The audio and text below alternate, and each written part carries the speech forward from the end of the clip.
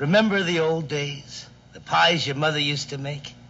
You'd go into the kitchen, there's Mom breaking eggs, beating them. There'd be rich country cream and sugar and fresh fruit and real vanilla beans and butter. Remember all that? Well, you can forget it.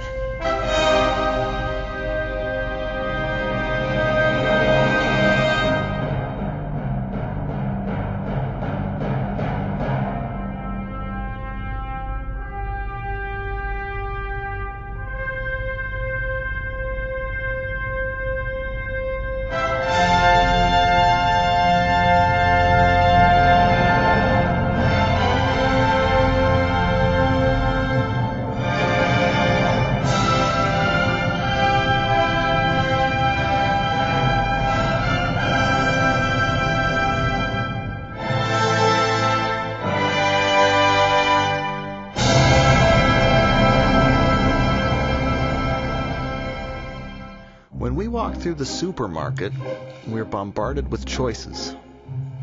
Fresh or frozen. Low fat or lots of fat. Cool Ranch or nacho cheese. With so much variety, we assume that some of it's healthy, some of it's junk, and at least we have a choice. But do we? Is picking the best from a pile of flavorless tomatoes really a choice? Or were key choices about what we eat made for us long before we walked into the store? The industrial food system is not doing what a food system needs to do, which is not just produce lots of food, but to keep a population healthy. The industrial food system is making us very sick in many, many different ways. There is the obesity epidemic. There is diabetes.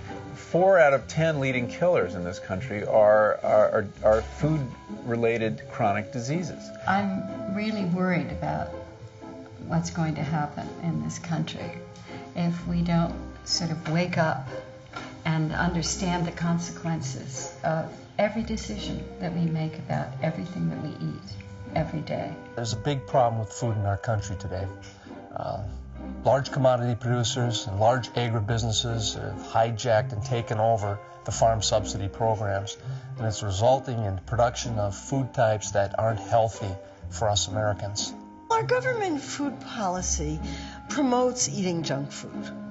It really does. The rewards go to the people who make junk foods. So in a sense, our current food system promotes obesity. One of the most remarkable things, I think, about this rise of industrial food in the second half of the 20th century is that it's been underwritten by taxpayer dollars. If you listen to debates, there's never anything about the food system. It takes people like us, the sustainable food people, to bring up that stuff. And when we go and we get involved in the policy piece of the Farm Bill, it's like we're going up against Goliath, and we really lose almost every time.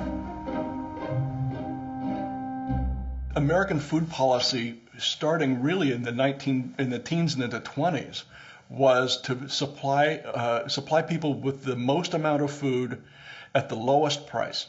And that's not something to be sneered at. These days, when everybody has plenty, it's hard to remember when the South was the pellagra belt and when people really did not have enough food to eat.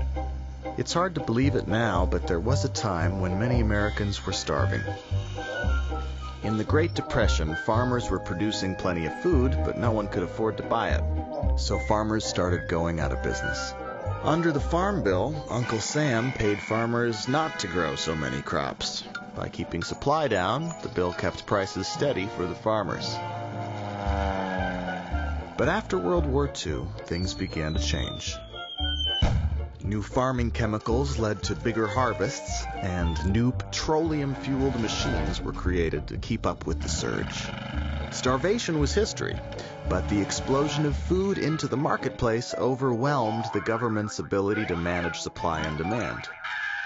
In the 1970s, Secretary of Agriculture Earl Butz had a different idea. In a complete 180, the government abandoned small farmers in favor of large mega farms that could churn out as much food as possible. All we had to do was find someone to eat this avalanche of cheap, low-quality food. In just 2 generations, a nation racked by hunger ate its way into obesity, diabetes, and all sorts of other problems. And now the health of Americans is just, well, depressing. It's quite an accomplishment that we've managed to make ourselves so fat so fast in this country. There are a lot of reasons for it, but one central reason is we got really good at producing huge quantities of cheap food. We thought we had to industrialize everything, including how to grow vegetables, farm tomatoes, or grow and raise cattle. And all of a sudden, we found out there's no taste. You taste it, everything tastes like nothing. We're designed to eat healthy, good, flavorful, delicious food. That's why we have taste buds. If we didn't, if we were just supposed to eat paste, we wouldn't have taste buds, right? Studies are also showing that the intensity of aromas and flavors from properly grown vegetables are stronger, and it goes hand in hand with nutrition. There's more micronutrients, there's more macronutrients like vitamin A, there's more antioxidants. There's no question anymore that the nutritional quality of our food supply is declining with time. The food system has serious problems. It's not doing what we need it to do, and more people are recognizing that. To develop other ways of feeding ourselves, other whole systems for feeding ourselves, is very wise and the precautionary thing to do, given how the industrial food system is struggling right now. So, food in America is a sad story of unintended consequences. Government got us out of the frying pan and into the deep fryer. Now our grocery stores are packed with a bunch of junk. Luckily for us, there were a few passionate people who remembered what good, healthy food was supposed to taste like. But the battle lines for this food fight were drawn in an earlier conflict. Actually, it was kind of a big one. With the outbreak of World War II, food wasn't just food. It was national defense.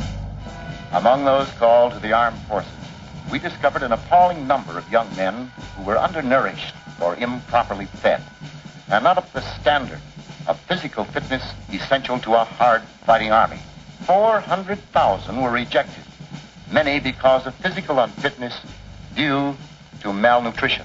War and agriculture have all sorts of connections. They have since World War II. As the saying goes, an army marches on its stomach. So, the army spent tons of money figuring out how to get food to soldiers fighting overseas. They came up with some nifty ideas. Dehydration, flash freezing, and lightweight packaging. Portability was the top priority. Taste? Not so much. This necessity to get calories to soldiers to keep them fighting in the field turns into this ability to market processed food to average working people. Enter the K-ration, grandfather to the modern TV dinner. These war foods are also bulwarks against famine and catastrophe. To produce them, we have a new industry. This company intends to make K a packaged meal business when peace comes. Thanks to the war, we also learned how to make bigger and better bombs, and it turned out the same chemistry could be used to make bigger and better fertilizers. You see, plants need nitrogen to grow, and we'd never found a good way to get it to them. But with the new artificial fertilizers, we could give plants all the nitrogen they could want. And big agriculture exploded.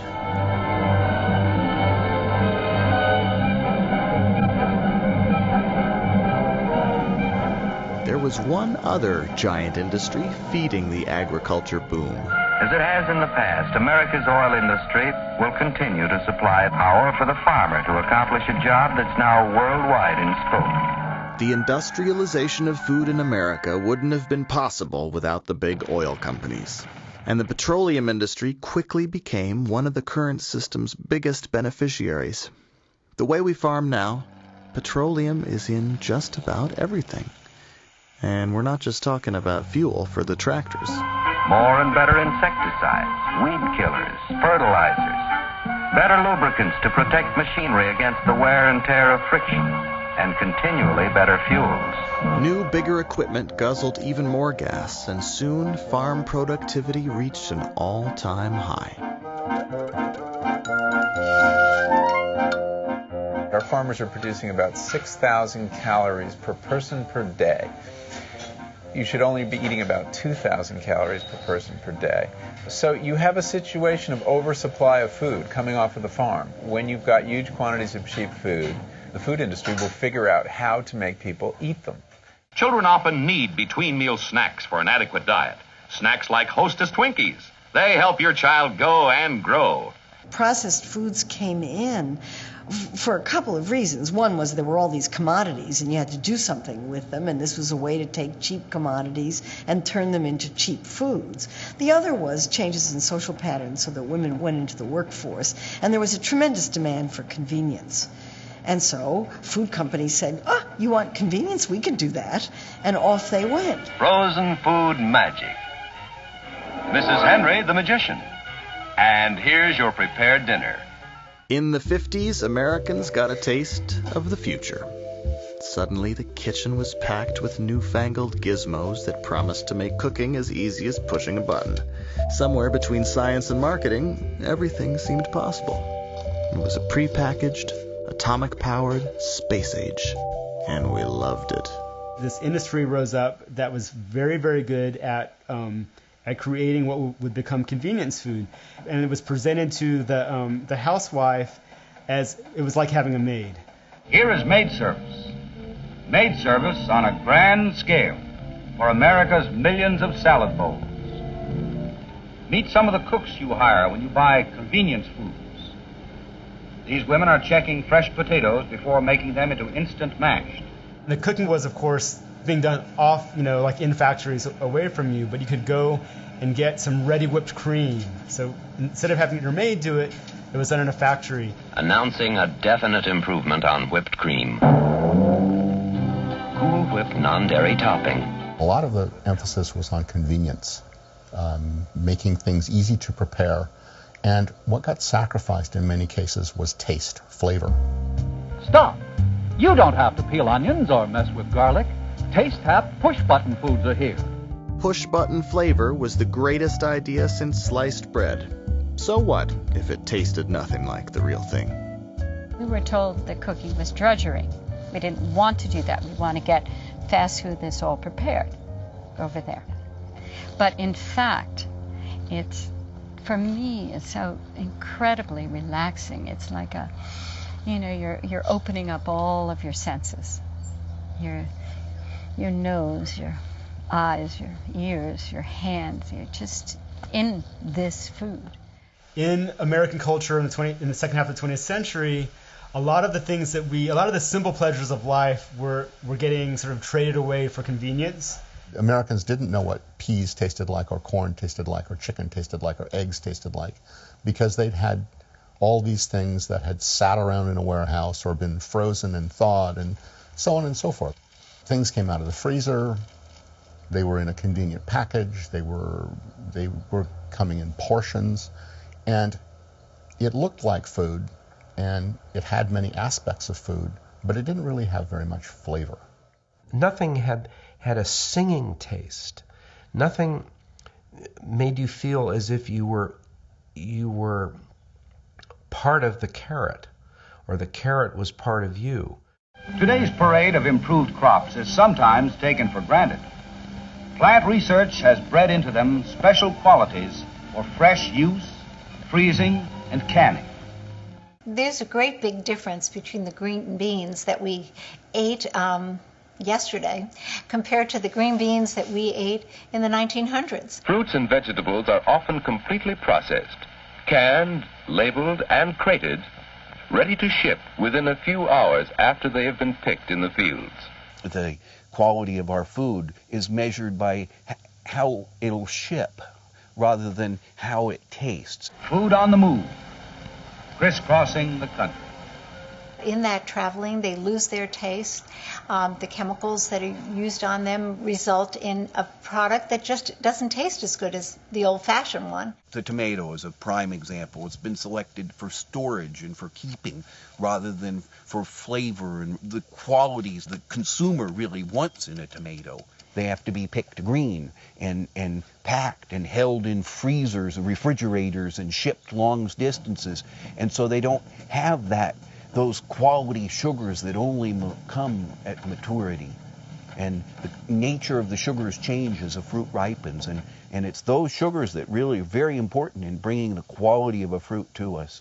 Supermarkets need their thing to look the same way completely, have everything the same size, the same color. This one is like eating cotton. You know, it has no flavor at all. Why eat it and why pay your money? Why spend your hard-earned money on something which has no flavor? Industrial agriculture had essentially ruined the quality of most American produce. This was the era of those 3 little pink tomatoes in the cellophane container in the little plastic box. I'd forgotten about tomatoes. I'd forgotten about, when I was 2 years old, eating my way down a row of peas. I'd forgotten what food tasted like. I'd forgotten utterly. It was like I had a really bad cold during the 1950s. Taking a nation that thought Twinkies were good for you and reminding them what real food tasted like wasn't going to be easy. In fact, it would take a revolution. The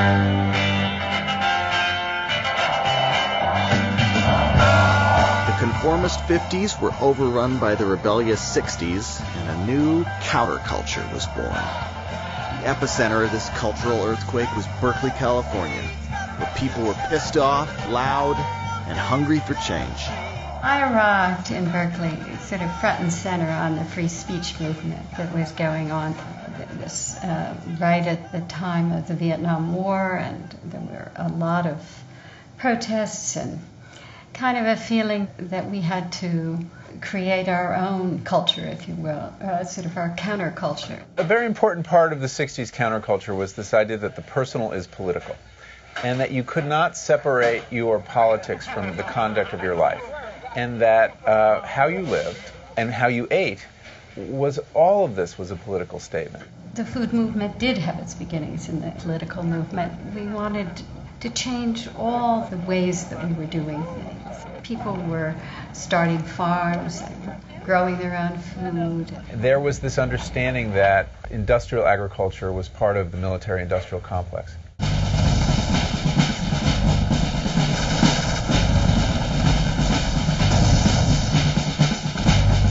There were direct intersections in the 60s between corporations that were profiting from the war in Vietnam and corporations that were profiting from the industrialization of farming and the poisoning of America's farm fields. The war machine was very much implicated in agriculture in America. Monsanto, the maker of Agent Orange, was the maker of the worst pesticides. Dow Chemical was a major producer of agrochemicals and also was a major producer of war chemicals, stuff like napalm, etc. The same company was actually poisoning our farm fields and poisoning peasants in Vietnam. There was this real sense that in fighting the Vietnam War, you were fighting a set of companies that were very implicated in that. I was definitely part of that kind of thinking, which led ultimately to my opening the restaurant. I think Alice thought there was something missing from the revolution here in Berkeley, and that was adequate attention to the sensual component, to the pleasures of everyday life, and specifically food. Most of the people in the free speech movement were classic 60s radicals. They didn't care what they wore, they didn't care what they looked like, they cared nothing for aesthetic values, they certainly didn't care what they ate. They ate chips and beer all night. It always offended me the way people were eating out of paper bags on the table and bottles of Coke and all the rest. And here we were talking about big corporations, and they're buying from them. Alice began catering the revolution, essentially. She was feeding people who were holed up on campus, closing down buildings. She just began to develop the idea that maybe she'd like to have a restaurant, that maybe there could be a restaurant that would embody all these values that she had become so deeply committed to. Alice wanted to combine her love of food with her passion for politics.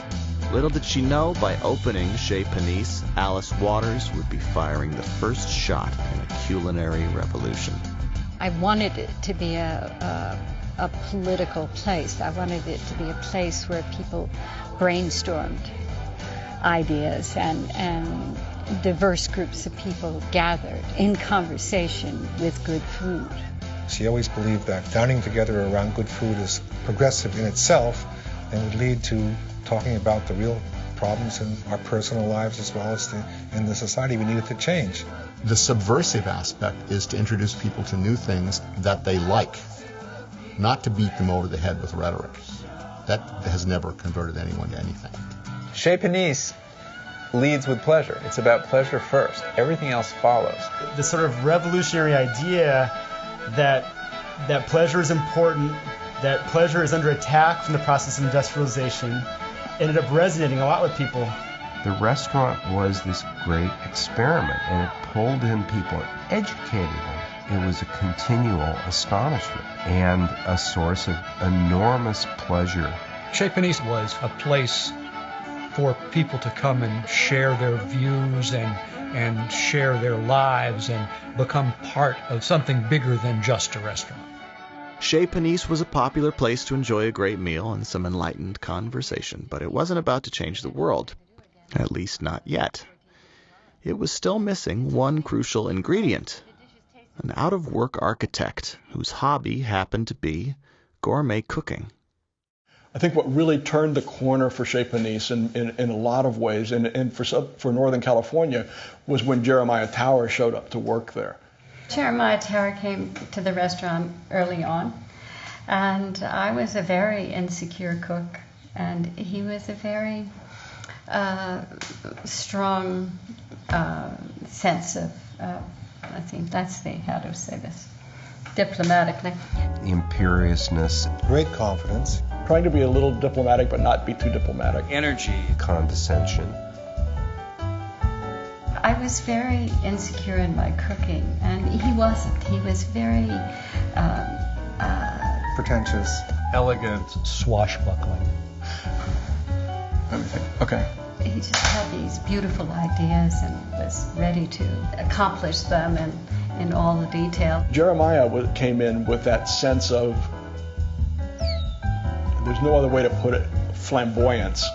Of this is going to be spectacular. You're not going to believe this. You're not going to believe what we're going to do here. He came with this immense fund of knowledge of classical French cooking. Somehow my brain was wired so that I could read a 200-year-old recipe and taste the food. So that helped me later on. I knew what the flavors had to be, and once you know that, you can actually find your way there. Alice was kind of, hippie, wearing Mary Jane shoes and funky old dresses from the 20s, but she fell in love with this big, blonde, glamorous, totally self-confident character.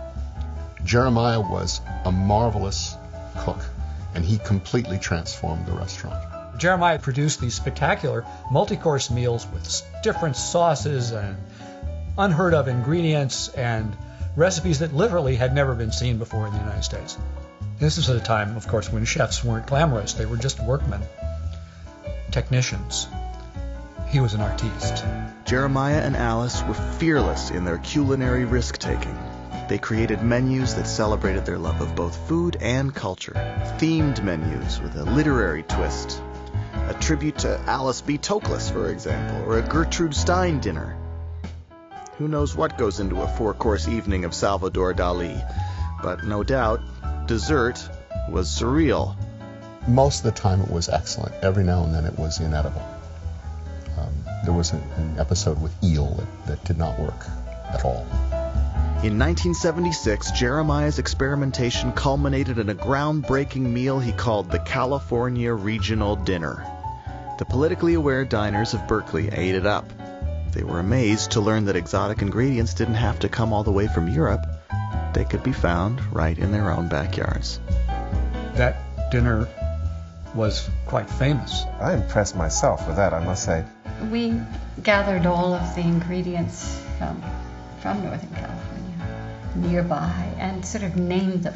Tamales Bay oysters and Garrapata trout from Big Sur. Everything was local.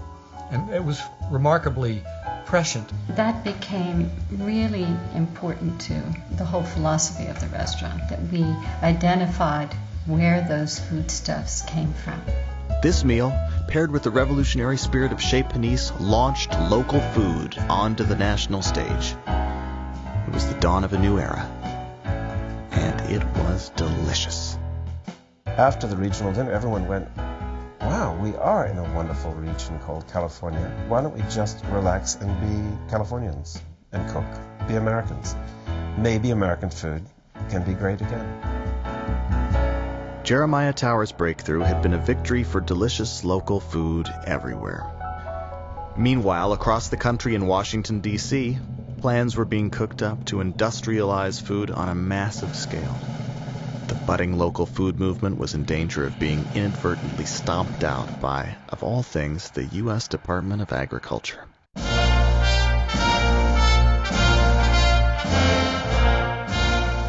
I announced the nomination of the new Secretary of Agriculture on Armistice Day.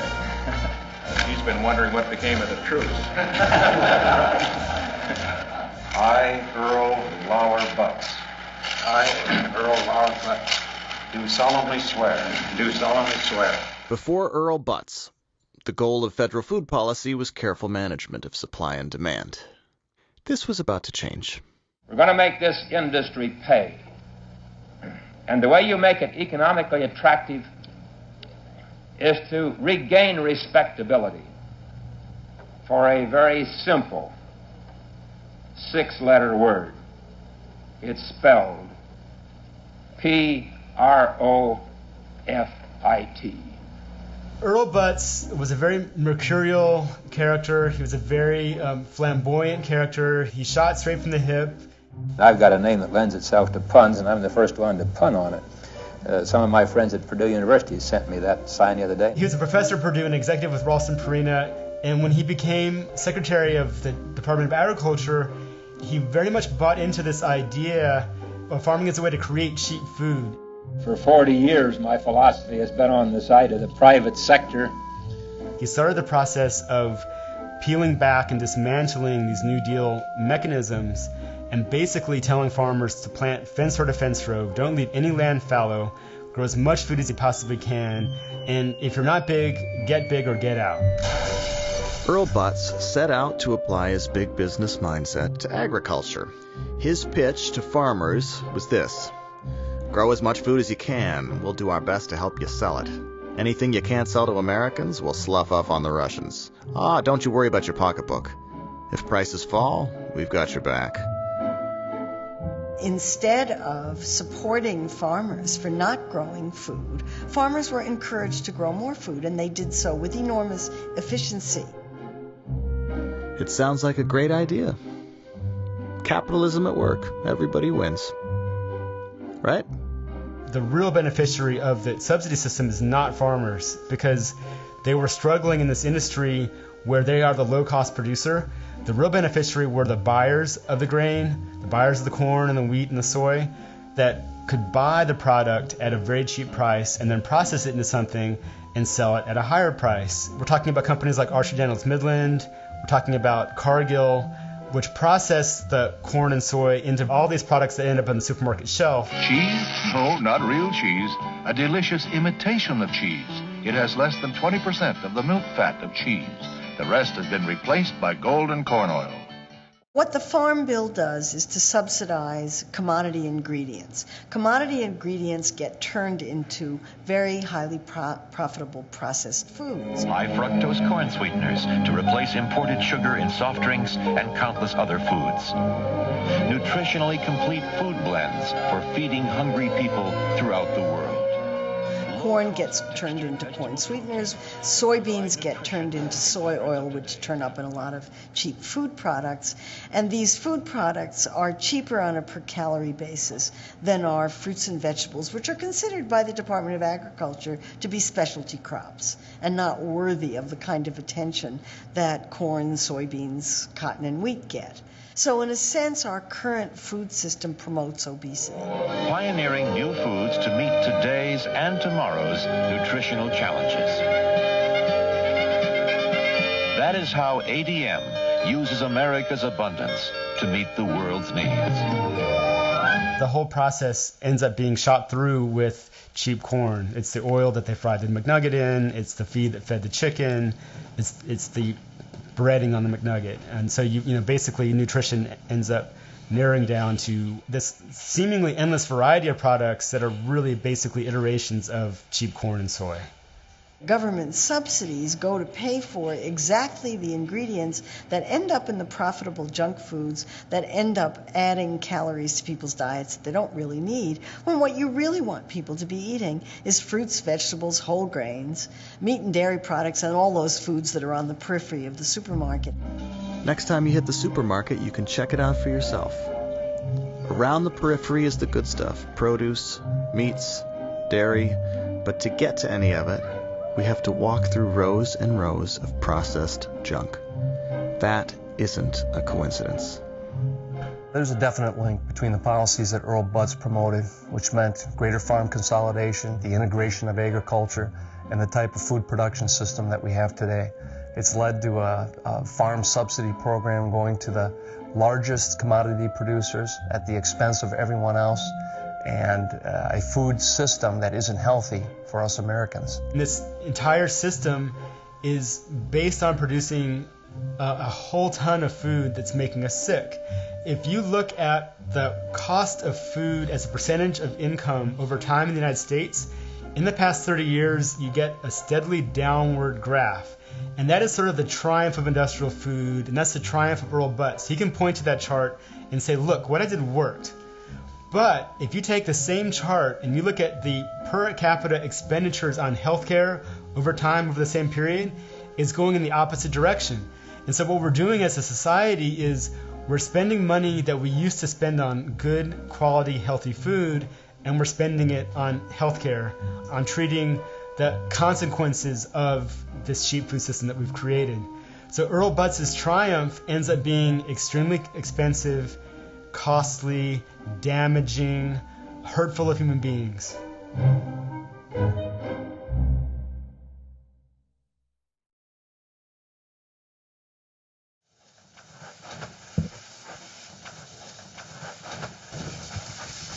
This is common old-fashioned genetics. That's what we always use. This is Danvers 126 carrot, which has been around for 100 years. A standard old carrot, very fine grained, very firm. Is that carrot organic, or is it just happy to see me? Bob Kennard has been growing incredible crops for years, but in 1975, a farmer like him had no way to distribute them. I started in farming at a peak of the industrialized, ship it in from every place, don't grow it locally, kind of agricultural foundation.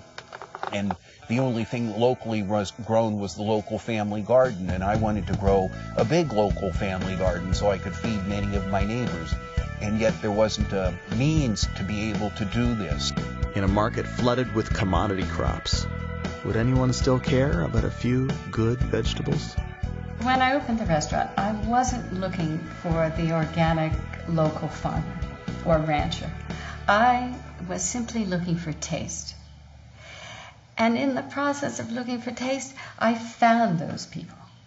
What Chez Panisse stands for today, the seasonality, the simplicity, the total focus on ingredients, the focus on pure food without pesticides, herbicides, or other pollutants anywhere, or moral pollutants for that matter, in its history.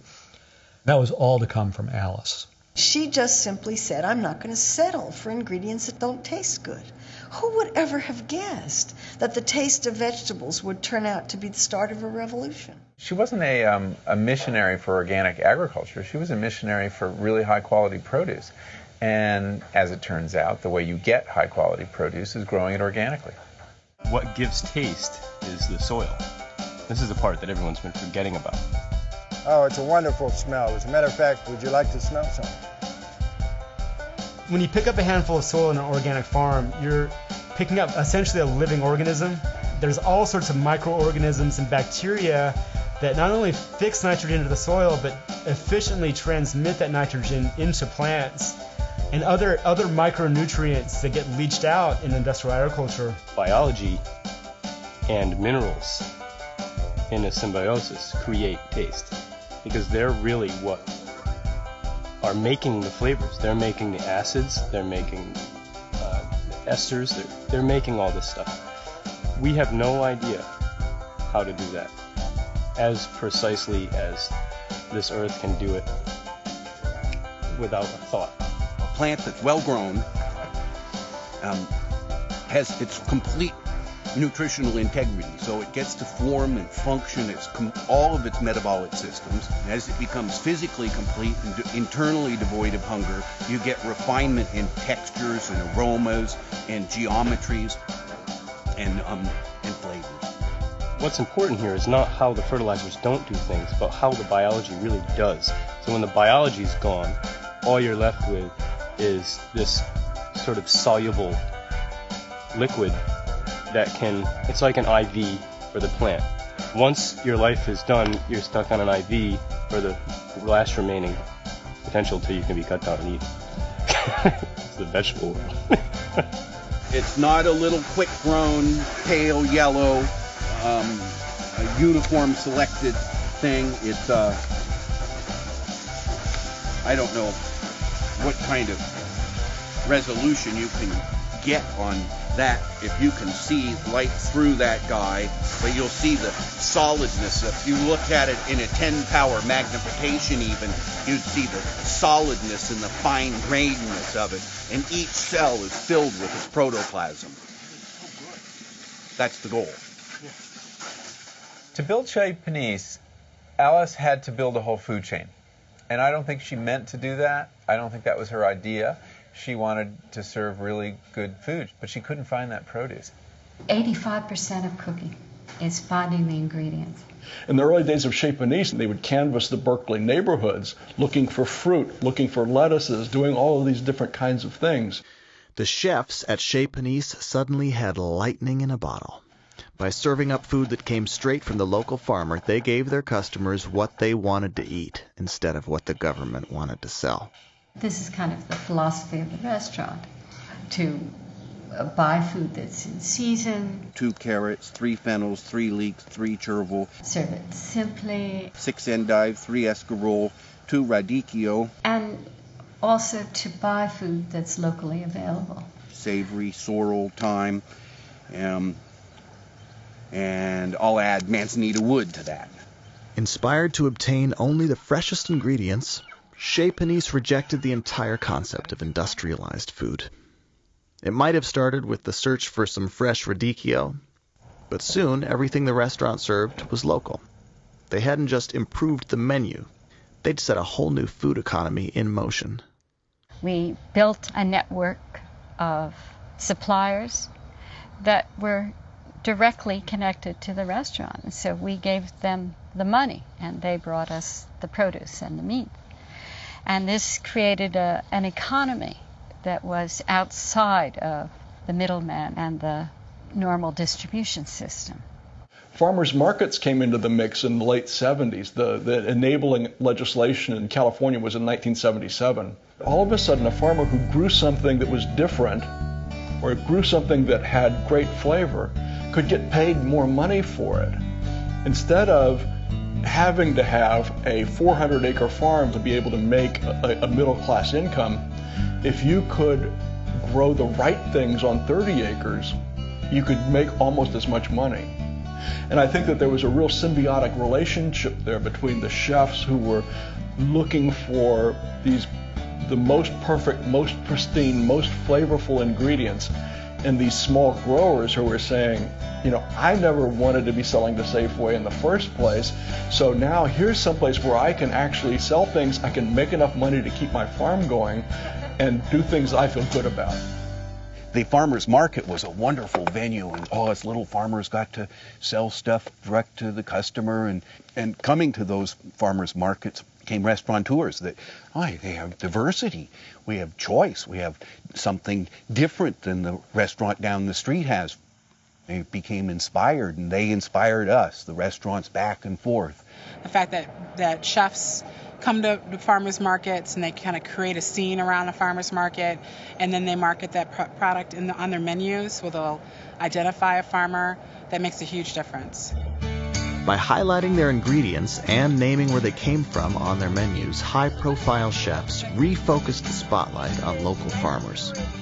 And the public followed in droves. Why not shop where the chefs shop? With the movement in full force, Americans realized when it came to buying food, we finally had a choice.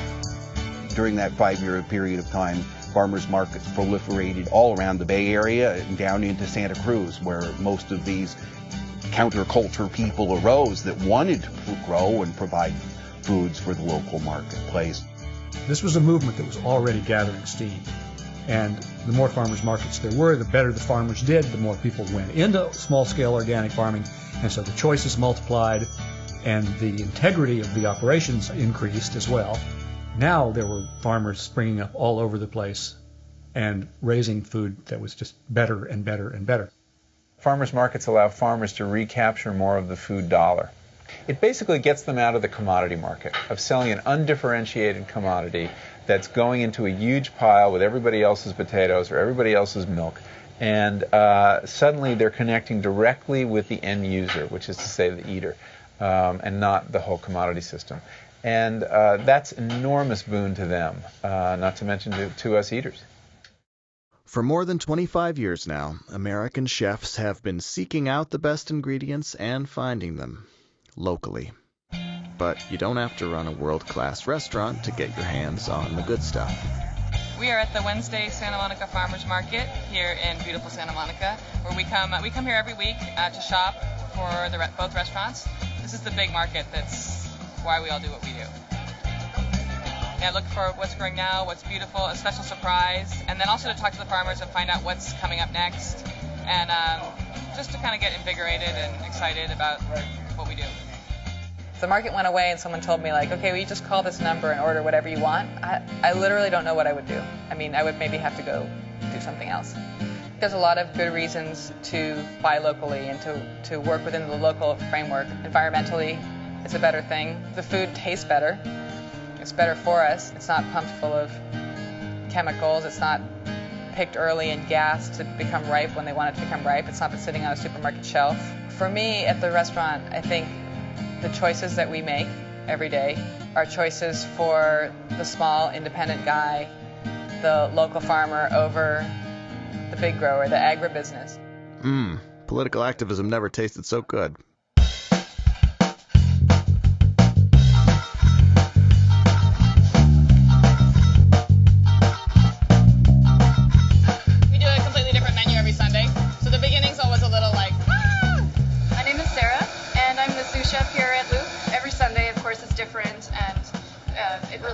What's in the markets and what the weather's like.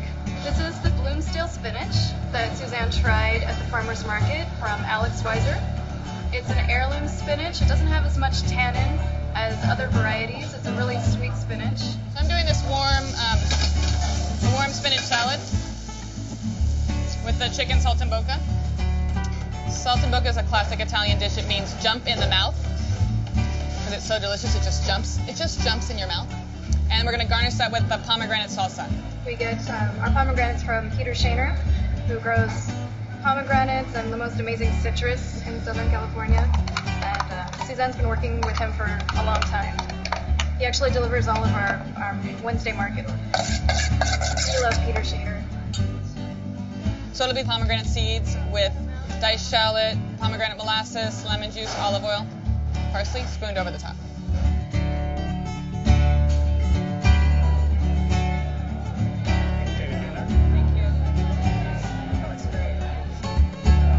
Working at Luke really is a dream come true. Working with Suzanne is amazing, and it's, we get to work with the farmers and we get to go and see them at the market. That's why I work here. I'm Stephanie, and I'm the pastry assistant here at Luke. Right now, persimmons are really great. These are the Fuyu persimmons. They're a little bit harder. These we're just going to slice up to put ice cream on, and then we have some of the haichia, which we use to make a compote. This is like one of my favorite times of the year is when the persimmons come back.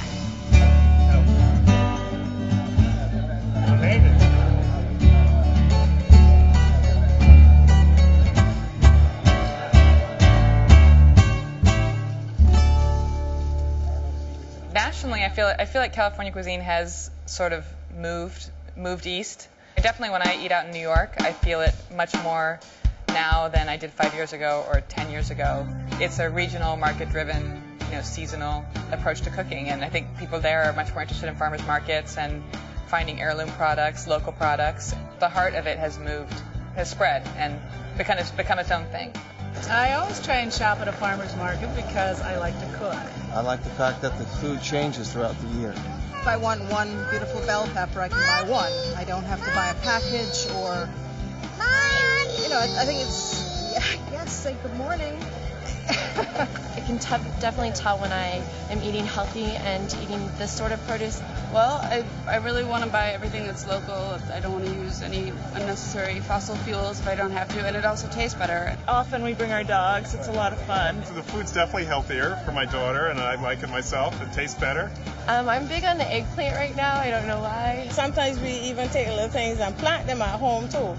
It's just one other part of New York. Honey, why don't you shop? I shop here because everything is fresh, straight from the garden. It's real, natural. The Northeast has some terrific food. I just was at the farmers market this morning and brought some great organic strawberries, TriStar strawberries. Yeah, where are the strawberries? You sold them all, and I don't have any for today. Is that what you're saying? Yes. Call him. Who is that? John George. Hey, John George. Hollywood. Can you come here 1 second? I just want to grab them one strawberry. Hold on. TriStar is a real small, fragile, it's a non-commercial variety. This berry found a home in New York City with the French chefs and the little old ladies that come up to me and they'll be like, this is how a strawberry is supposed to taste. I just love when they tell me that, You can support local agriculture and your immediate locality, even in the middle of the winter. It takes a little more planning, it takes a tiny bit more sacrifice, but not a lot. I think this whole thing is spreading all over the country. We were just in Vermont. We were shopping. We went to all the local markets in Vermont. I'm from the Midwest originally, and I live in Jackson Hole, Wyoming. I'm from Kansas City, and we go every Saturday morning to our local farmers market. It seems that each week almost there's more farmers here and more people, for one thing. I mean, I think people are really starting to pick up on the fact that it's important to pay attention to where your food comes from and what's in it. 25 years ago, it was this tiny little snowball. Today is like a big steamrolling avalanche moving forward. It's not stopping, it's continuing to move and bigger and better. Farmers markets are starting to take root across the country, but it's not so easy for some people to reach them. Wolfgang Puck might be up to his ears in arugula, but what if you live in a low-income area of an inner city, or in a region that's buried in snow half the year? Some people can't even track down a Dole banana, let alone a local farmer. Thankfully, a handful of political activists are stepping up to fill in the gaps.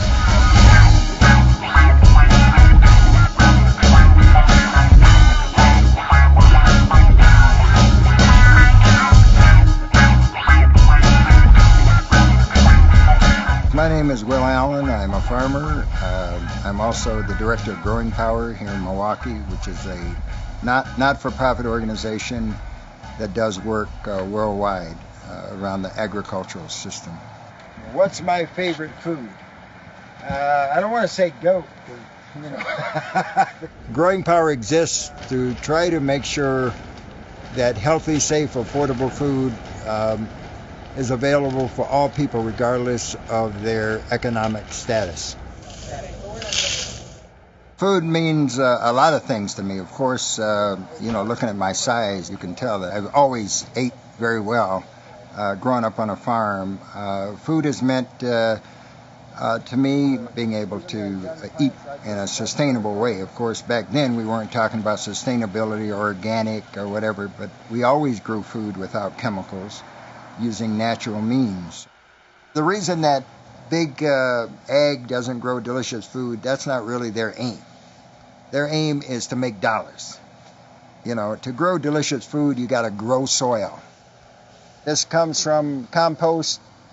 This also comes from the food waste from the corporate food system that comes from California. And it's stuff that they didn't sell, pallets of apples and tomatoes and that sort of thing.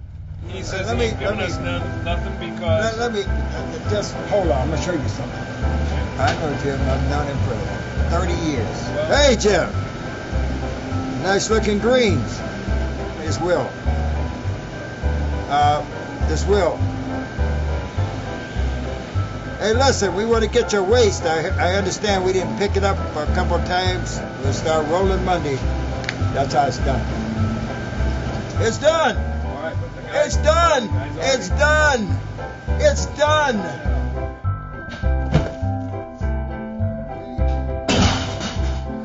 In the wintertime, you can grow a variety of different cool weather crop things like beet greens, corn mash, mizuna, and we grow things specifically for chefs. If a chef calls me and says, "Can you grow this particular green?" I'll grow it for him. I think we've missed a couple generations from where we've got totally disconnected from passing on the art of even growing food in the backyard. One of the things that I decided to do was to open up the facility to the community.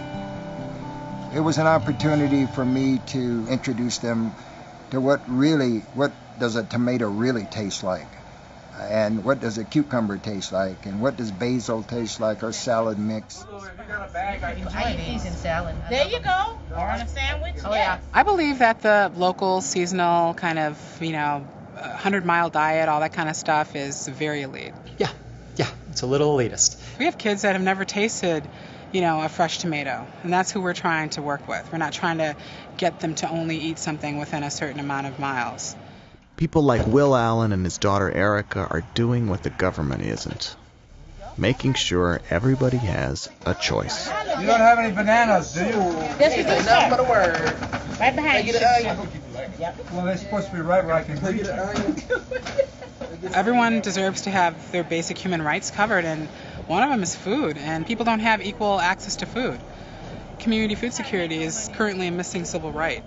If you go to certain areas of, say, Chicago or even Milwaukee, you won't find grocery stores.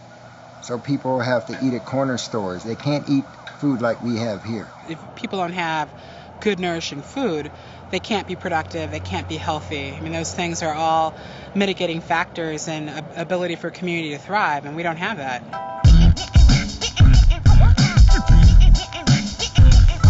My dad would always say to me, "Someday you'll thank me because you'll know how to grow food, and there'll be other people who don't know how to grow food." And it's, it's pretty prophetic, because that is the state of affairs, that we have generations now that not only don't know how to grow food, they don't even know what all the food tastes like. They don't know how to prepare it. Some of those basic things that you need as a human being to sustain yourself. This garden is the Cabrini Green Community Garden Partnership. I think most people in America know about Cabrini Green. It's one of the first housing developments that was put in. Many generations now have grown up in what was once designed just to be temporary housing. It's predominantly African American, very, very low income, very disenfranchised. This garden is approximately 1/4 of an acre of surface growing space, but it's probably like more of an acre because of the compression of how we grow produce. I would say we could probably easily feed 200 people a week. And this garden, I think, exemplifies how food production can be beautiful, can be educational, and can also be very profitable. People have to take control of their food system. People have to grow in their backyard. Get rid of the lawn. Really, this is about, addressing power and privilege, and doing so through food. What we're doing is Civil Rights Part 2. It's part of Dr. Martin Luther King's dream of beloved communities, and part of that is having fresh, safe, healthy food. So we're doing it.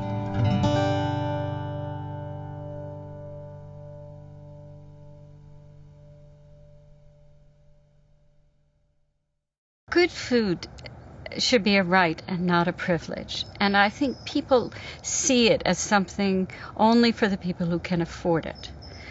But really what we need to do is bring this good food into the public school system and make it available for every child who lives in this country. Right now, we're feeding them food that isn't good for them.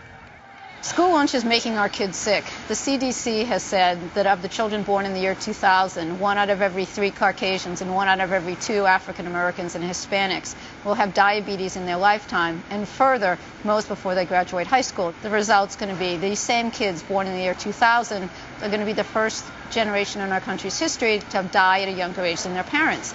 So food is making our kids sick, and school has to take the lead. Schools absolutely have to take the lead to turn this around.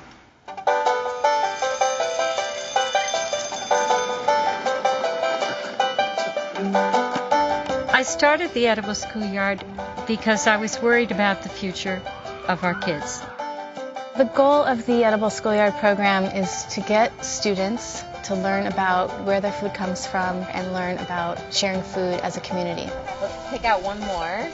At the beginning of the year, it's always important to bring the sixth graders into the garden through food and through taste and through seducing them into the project. And one of the ways that we've done that is over the years we've developed a sort of tradition of every sixth grader harvesting, grilling and eating a fresh ear of corn out of the garden. So that's what they're doing today. Nice. Perfect. All right. The last couple of years we've added a sort of taste comparison with corn that we've grown in the garden and corn that we've purchased at Monterey Market down the street. You're going to each taste half of the ear of corn from the garden and then half is from the market. And we're going to do a little bit of comparing of the two. The one from the garden. It's sweet. And this one tastes better. This is the one that we grew. The other one from the market, it's like tasteless. This is nasty. It's unanimous that the garden corn is better. Good. Delicious. All right. The Edible Schoolyard is important because we're teaching kids to think critically about the food choices that they're making. That when you decide what kind of food you're going to buy, you're affecting your health, but you're also affecting the environment and the community that you live in. That these choices are more than just outside, what you're doing for yourself. Sort of like toothpaste a little bit. Fine. Like how toothpaste. Here in Berkeley, we are trying to totally change the paradigm. So we have the delicious, nutritious food in the cafeterias. We are coordinating that with our hands-on experiential learning and cooking and gardening classes, and as well academic curriculum. So we're really trying to change children's relationship to food to save our kids and probably the planet as well. We need to bring this delicious food into the public school system and feed it to every single child every single day, from kindergarten all the way through high school. The goal is to make edible schoolyards around the country in programs, school programs nationwide. What we need is to get politicians to say, these are important, we need to fund this, we need to give money towards educating kids about where our food comes from. Cheers, everybody. Cheers. A lot of people have gotten together to figure out how to create a program that can really feed our children. But this isn't a program that can be funded in this way, because we're talking about rebuilding kitchens, we're talking about hiring of teachers, we're talking about paying farmers the real price of food. And we either pay up front for this or we pay out back. This needs to be funded by the federal government, by the state government. Nobody is standing up for our children, and that's what we as citizens in our country of a democracy have to do.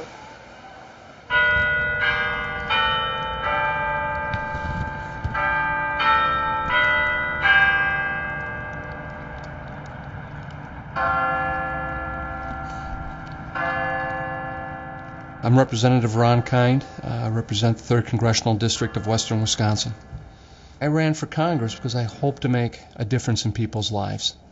And I decided to take a leadership role with the Farm Bill because of the implications it has for all of us throughout the country. For too long, farm policy has resulted in billions of dollars of subsidies going to a few but very large and very wealthy entities who then gobble up family farms around them, drive up land values, and make it virtually impossible for new beginning farmers to enter the business. Today, 70% of the agriculture subsidies are going to the largest and wealthiest 10% of the producers. And yet those who are producing specialty crops, for instance, the fruit and vegetables, the things we need to be consuming more of in order to battle the obesity epidemic, childhood obesity, they get nothing in the way of subsidies at all. And yet they're the majority of agriculture production here in the United States. And, the Kind-Flake Amendment was really a statement about the future of food policy and where we're going to go with this Farm Bill. Clearly, if we did the Farm Bill right this year, It could be the healthy food bill of the 21st century. What we propose in our amendment would be significant new investments in other priority areas. We have a $1.2 billion increase for specialty crops and a healthy food program to combat the obesity epidemic which is ravaging our nation. We also had provisions in there that encouraged local production, that allowed a transition program for farmers to get into organic production, the establishment of farmer markets and food to cafeteria programs for our schools. This is what happens when people aren't on the Agriculture Committee and get involved in this very complex area. I'm Congressman Colin Peterson. I'm chairman of the House Agriculture Committee. The goal of the Farm Bill is to make sure that we have the most efficient, low-cost production agriculture that we can have. I've heard that the goal is to maintain a low-cost food system for the American consumer. But I think the typical consumer realizes that our farmers need to make a decent living too. There's a lot of forces out there trying to get us to change what we're doing, and we are changing. But you can't just pull the rug out from under what we've been doing for the last 100 years. The argument's always, well, wait 5 years from now. This is too much too soon. And I've been here for a while. I've been through a couple of Farm Bill debates. Those 5 years never do arrive at your doorstep. But you also have some very powerful and entrenched special interests whose job it is to protect the status quo. The farm state politicians that have taken over the major Senate and House committees, they're on the payroll of the large farming interests in their states. And so you get this situation where we have now, where there's a lot of public outcry about the Farm Bill. And people are hungry for reform, they're hungry for information about how the Farm Bill works. But at the same time, these voices are completely marginalized in Washington. When you go up against the very powerful lobby, but also agriculture committees that are the true beneficiaries of these farm subsidies, it's very difficult then to convince enough colleagues that reform can happen today rather than waiting 5 years from now. Madam Speaker, I rise today in opposition to the Kind Amendment and in opposition to any amendment trying to destroy the Farm Bill. I just want people to know what this bill actually does, and it does not do what some people have been saying. I rise in opposition to my good friend from Wisconsin's piece of legislation. It's well-meaning, but I believe it does not address the needs of my district. What do we want for our future? Vast corporate-style ag production or family farmers? Now, the Kind Amendment may be kind to someone, but it's not to American farm families. I thank the gentleman from Minnesota. I can't say enough good things about the wonderful work he's done as chairman of this committee.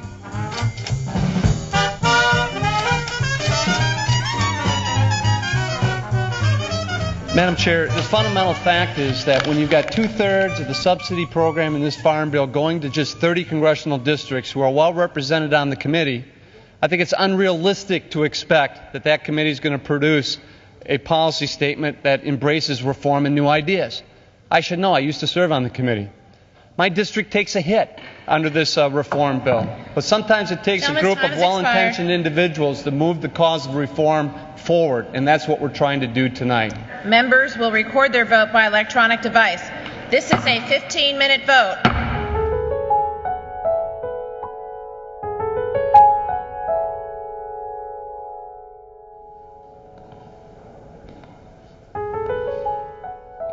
I took up the cause and the fight for this Farm Bill because I think it's important. This is about support for family farms and giving them a fair shake. But it's also a fight over the course of future agriculture. How are we going to manage the lands? What type of food products are we going to produce?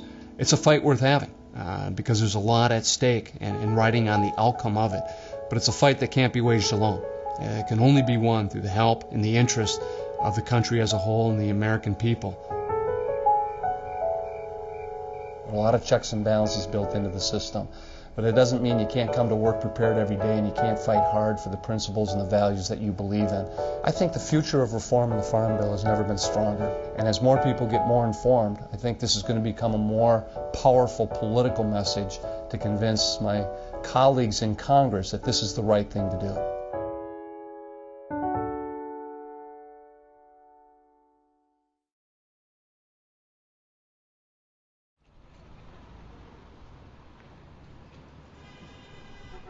It's striking how, of all those different 60s strands, sexual liberation, environmentalism, civil rights, that food is one of the more vital ones today. I don't think the others have gone away. I think they've been folded into everyday life.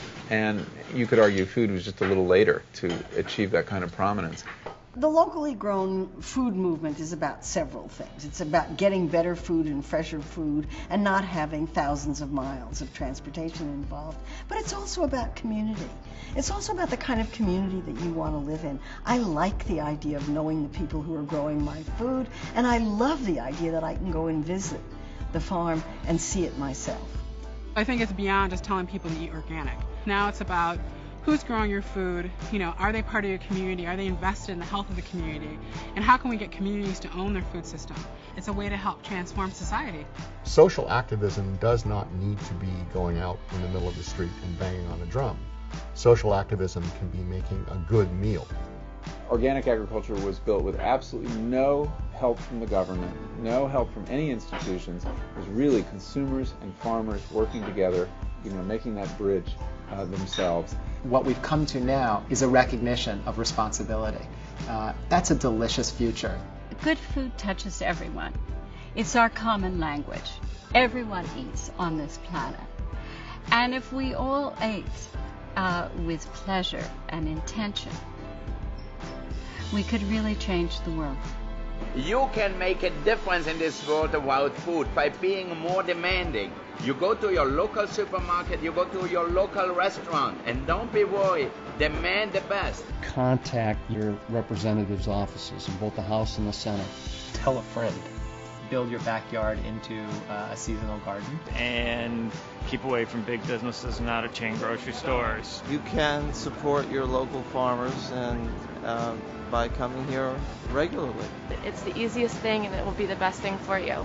That's it. That's all you really need to do. We have power here, and we don't have to go anywhere. We just have to vote with our forks. We get 3 votes a day. They don't all have to be perfect, but if one of them a day is done in consciousness with an eye toward the land, the farmer, the animal, we will have done something important. We do have choices. Not just about what we're going to have for dinner tonight, but how our country feeds itself. Oh my God. So what are you waiting for? Help yourself.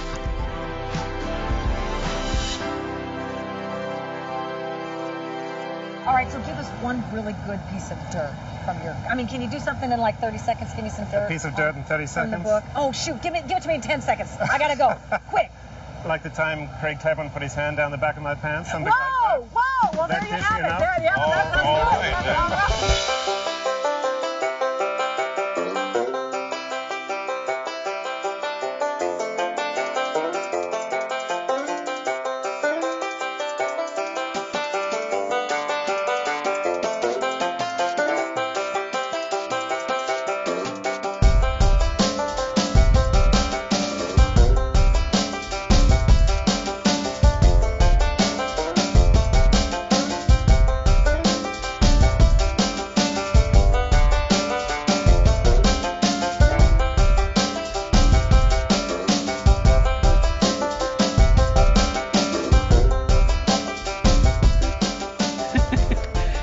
You want me to say that? Nah. I always end up saying controversial stuff. The best one I heard was someone call me the friendly Fuhrer.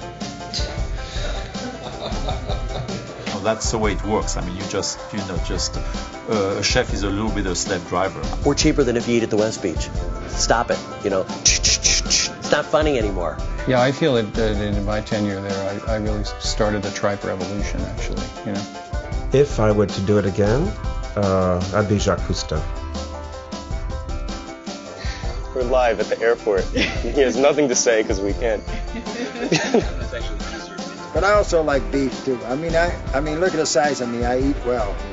Hamburger Helper was big when I was growing up. But my mother also cooked very well as well. And one of their writers, with a humorous tone, wrote that the farmer's market was the flea market where fruits and nuts sold vegetables. The first meal she ever made for my dad was a Spam roast. And so I think when after the Spam roast, he's like, here's a book for you. The great reason to live in Berkeley is because the quality of life is kind of controlled by people who have a great deal of liberal guilt. One of the carpenters was working and he said, "You're gonna open a bakery?